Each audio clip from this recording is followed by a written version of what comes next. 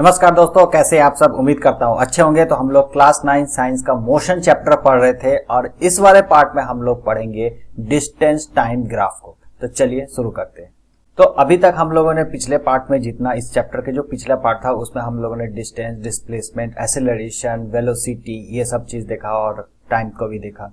तो ये सारे चीज हम लोग कंसेप्ट बेस्ड देखे और उसका फॉर्मूला भी देखे, मैथमेटिकल एक्सप्रेशन देखे। लेकिन इस वाले पार्ट में इन सभी चीजों को हम लोग ग्राफ के मदद से देखेंगे। ग्राफिकल रिप्रेजेंटेशन कैसे करते हैं वो हम लोग देखेंगे, ग्राफ सीखेंगे और इस पे ग्राफिकल रिप्रेजेंटेशन कैसे करते हैं, वेलोसिटी को, टाइम को, डिस्टेंस को, डिस्प्लेसमेंट को, ये सब चीज को, और इससे क्या क्या हम लोग वैल्यू निकाल सकते हैं और ये देखेंगे कितना सुविधाजनक होता है। तो चलिए शुरू करते हैं ग्राफिकल रिप्रेजेंटेशन ऑफ मोशन।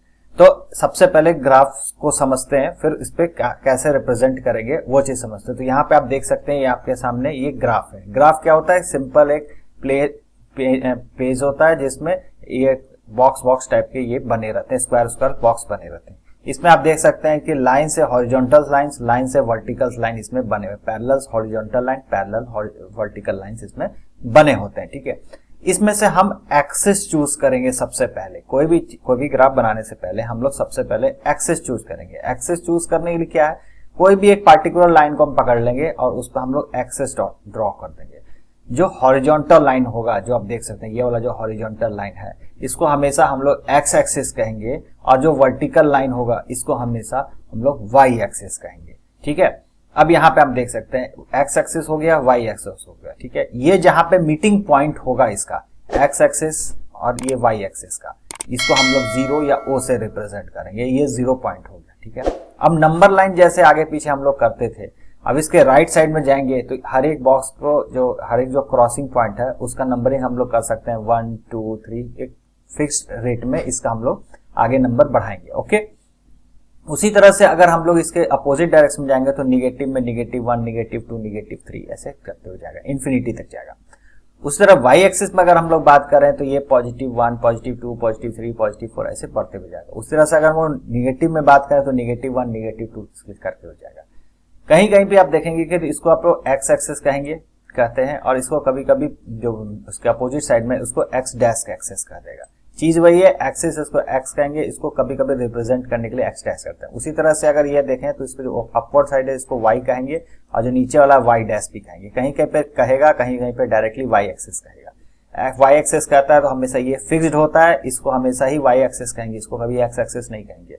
और ये हमेशा एक्स एक्सिस होता है, इसको कभी वाई एक्सिस नहीं कहेंगे। ठीक है, हमारा जितना काम होगा इस पार्टिकुलर फील्ड में होगा। ठीक है, इस पार्टिकुलर फील्ड, क्योंकि ये दोनों पॉजिटिव है।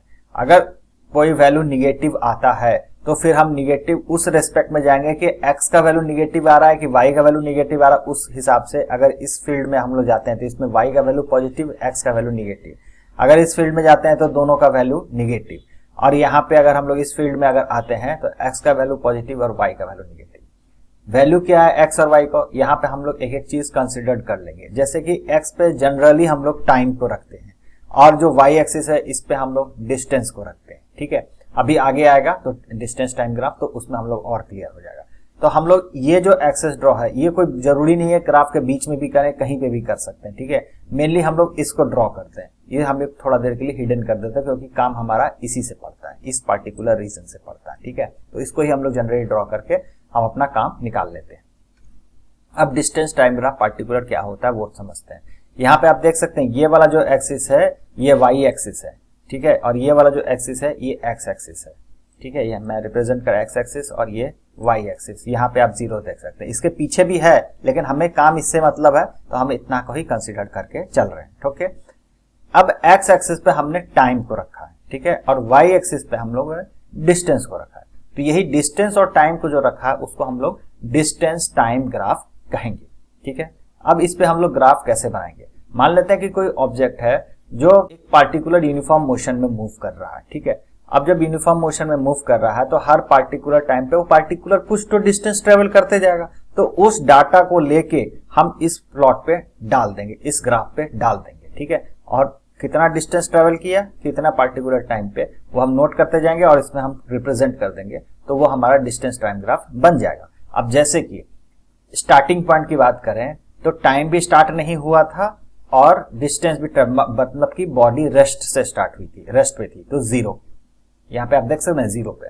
अब कुछ समय बीता, ठीक है, मान लेते हैं कि 20 सेकंड तक आते आते इसका जो डिस्टेंस ट्रेवल था किलोमीटर में वो यहाँ पे आ गया, ये 10 है तो यहाँ पे हो गया 12, 14, 16, 18, 20। ठीक है, ये जो एक एक बॉक्स है ये 2-2 का रिप्रेजेंट कर रहा है, 2-2 किलोमीटर को रिप्रेजेंट। ये आप अपने हिसाब से कुछ भी कर सकते हैं जैसा सुविधा हो। ठीक है, अब यहाँ पे टाइम है मिनट में, तो 20 मिनट पे इस ऑब्जेक्ट ने 12 किलोमीटर का डिस्टेंस ट्रेवल किया। तो यहाँ पे 12 हो गया, ठीक है, 12 यहाँ पे क्रॉस कर रहा है और 20 यहाँ पे क्रॉस कर रहा है, यहाँ पे पॉइंट बन रहा है। ठीक है, तो यहाँ पे एक पॉइंट ले लिए, उस तरह से 40 पे नापेंगे, कितना आ रहा है 40 पे, यहाँ पे हम देखेंगे तो लगभग 28 के आसपास आ रहा है यहाँ पे।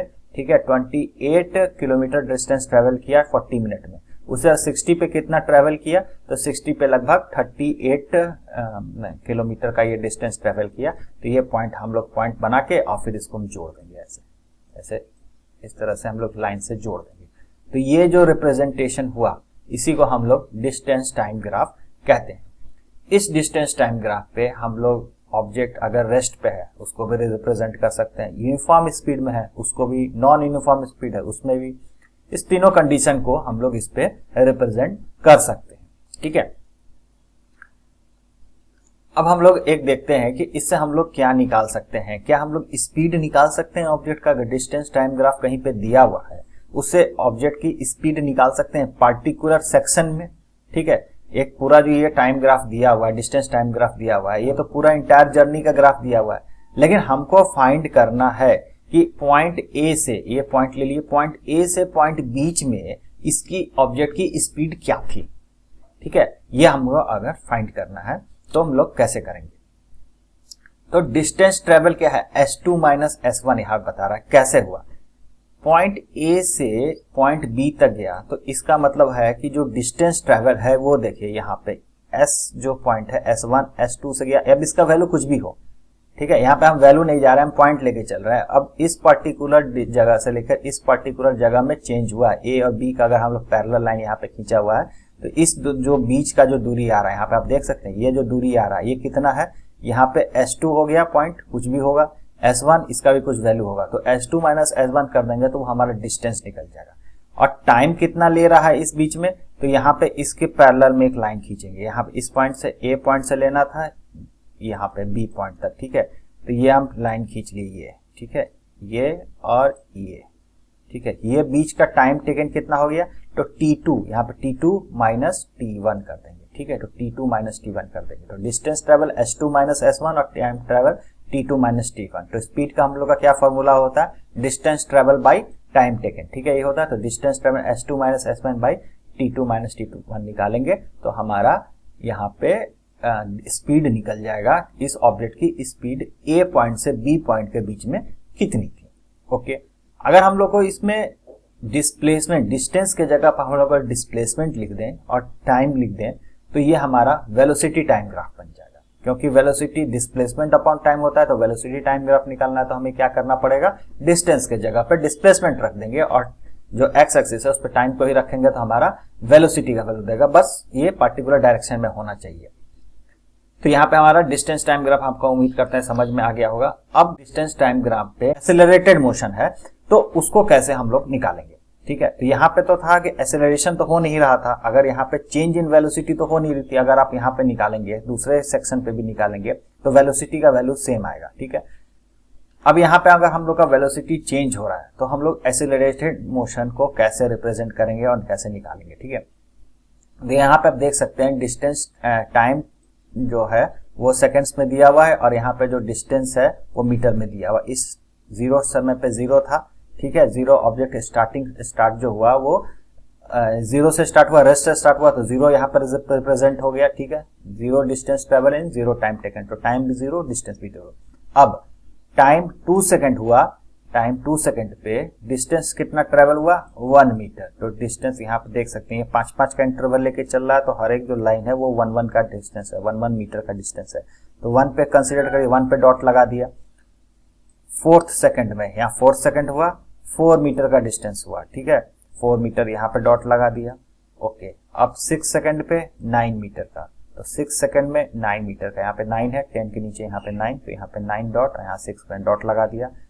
8 सेकंड में 16 मीटर, 8 सेकंड में 16 मीटर आप देख सकते हैं, 15 के ऊपर 16 यहाँ पे। उसी तरह से 10 में 25, 10 सेकंड में 25 यहाँ पे, ठीक है। उसी तरह 12 सेकंड में 36, तो 12 सेकंड यहाँ हुआ और 36, 25 के ऊपर 36 यहाँ पे, ठीक है। इस तरह से ग्राफ प्लॉट, और इस लाइन को सभी डॉटों को हम लोग जोड़ देंगे, तो इस तरह से हमारा एक्सेलरेटेड मोशन का, नॉन यूनिफॉर्म मोशन या एक्सेलरेटेड मोशन का हमारा यहाँ पे ग्राफ प्लॉट हो जाएगा। डिस्टेंस टाइम ग्राफ में नॉन एक्सेलरेटेड मोशन का इस तरह से डिस्टेंस टाइम ग्राफ में निकलेगा। अब अगर हम लोग को रिप्रेजेंट करना है कि ऑब्जेक्ट है कोई, वो रेस्ट में है, यूनिफॉर्म स्पीड उसकी निकालनी है, नॉन यूनिफॉर्म निकालनी है, तो ग्राफ का नेचर क्या होगा, डिस्टेंस टाइम ग्राफ का नेचर क्या होगा, कैसे हम लोग सिर्फ देख के पहचान लेंगे कि ये यूनिफॉर्म स्पीड का ग्राफ है, जो ऑब्जेक्ट है यूनिफॉर्म स्पीड में है कि नॉन यूनिफॉर्म स्पीड में है कि एक्सेलरेटेड मोशन में है कि रेस्ट में है, तो ये हम लोग सिर्फ देख के बता सकते हैं, ठीक है। तो ये ग्राफ है, डिस्टेंस टाइम ग्राफ है, और इसमें अगर स्ट्रेट लाइन ग्राफ अगर आपको कभी दिखता है, यहाँ 0 से जो भी है ये तो 45 डिग्री पे, अगर ये इस ढंग से भी दिखता है, ठीक है, बस स्ट्रेट लाइन होना चाहिए, ठीक है। किसी भी तरह का अगर स्ट्रेट लाइन ग्राफ आता है तो ऑब्जेक्ट जो है यूनिफॉर्म स्पीड में ट्रेवल कर रहा है, ठीक है। क्योंकि अगर हम लोग उसी तरह से डिस्टेंस टाइम ग्राफ हर जगह का निकालेंगे तो जो स्पीड है वो सेम आएगा, डिस्टेंस बाय टाइम करते चलेंगे तो सेम आएगा। नॉन यूनिफॉर्म स्पीड की अगर हम लोग बात करें तो ये जो ग्राफ है या तो कर्व हो जाएगा या जिगजैग पैटर्न में हो जाएगा, इस तरह से ये स्ट्रेट लाइन नहीं होगा, कुछ भी और रहेगा, तो ये जो ग्राफ बनेगा वो नॉन यूनिफॉर्म मोशन या एक्सेलरेटेड मोशन का ग्राफ हो जाएगा। अगर ये कंटिन्यूअस इस तरह से पैराबोलिक पाथ पे इस तरह से मूव करते हुए जा रहा है तो ये एक्सेलरेटेड मोशन का ग्राफ बन जाता है, ओके। अब हम लोग कैसे कंसिडर करें कि ऑब्जेक्ट का कौन सा ग्राफ रहेगा, तो उससे हम लोग पता चल जाए कि ऑब्जेक्ट रेस्ट में है। मान लीजिए कोई ऑब्जेक्ट है, स्टार्टिंग में 10 मीटर के ट्रेवल किया 5 सेकंड पे, तो अगले 5 सेकंड में यहाँ से 10 मीटर का ट्रेवल किया, यहाँ पे ठीक आया, उसके बाद वो आगे बढ़ ही नहीं रहा, वो रुक गया, ठीक है। तो टाइम तो आगे बढ़ते रहेगा, वो ऑब्जेक्ट रुक गया तो वो पैरेलल चला जाएगा एक्स एक्सिस पे। तो अभी कोई भी ग्राफ अगर डिस्टेंस टाइम ग्राफ है, उसमें अगर जो डिस्टेंस टाइम ग्राफ में जो ग्राफ है वो अगर पैरेलल टू एक्स एक्सिस रहेगा इस ढंग से, ठीक है, तो वो ऑब्जेक्ट इज इन रेस्ट कहलाएगा। इस तरह से ग्राफ का रिप्रेजेंटेशन होता है। एक बार मैं फिर से रिपीट कर देता हूं, अगर स्ट्रेट लाइन ग्राफ आता है तो यूनिफॉर्म है, अगर जिगजैग पार्ट या कर्व पार्ट है तो नॉन यूनिफॉर्म स्पीड को रिप्रेजेंट करा, और पैरेलल टू एक्स एक्सिस है तो वो ऑब्जेक्ट इज इन रेस्ट है, ठीक है। अब एक और क्वेश्चन बनाते हैं इसमें, what is the nature of distance time graph for the uniform and non uniform motion of the object, ठीक है। तो distance time graph for the uniform motion is straight line not parallel to x axis. अगर parallel to x axis हो जाता है तो object is in rest हो जाता है, ठीक है। तो स्ट्रेट लाइन होगा और एक्स एक्सिस के पैरेलल नहीं होगा, तो ये जो स्ट्रेट लाइन जो ग्राफ देख रहे हैं ये हो गया object is in uniform speed, ठीक है।